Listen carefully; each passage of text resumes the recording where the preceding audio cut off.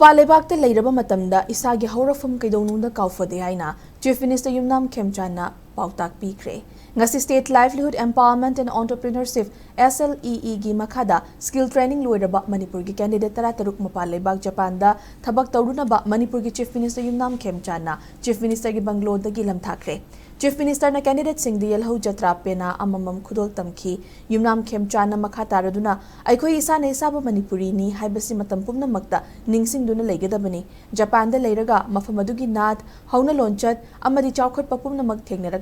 adubu makhoi nasagi Hourakpham amadi saktam Keidounungda tadhandana thamnabu honagadabani Pikraba Leibak Singapore gi miyoi singna masana masabu Singapore machani haizabada chawthokchai hanadi Manipur macha khudingmak Manipuri ni haibada chawthokcharami adubu hauzikti ikaibagum tawre adugumbu wakhalon adu semdoktuna Manipuri ni haibada chawthokchaba fawgadabani haiki Nakal amaromda ngasi lengak na Imphal Dimapur Guwahati NH2 lambida miyamgi transport service hokre masi national highway da free movement thambagi ahanba maruoiba khongthangni maramaduna miyamna lengak ki transport service asida akiba yaudana chatpiyu aeroplane da Imphal to Guwahati chatnaba chatpa haibasi vara yambada natana Manipur miyamda chairak pibaga manai haiki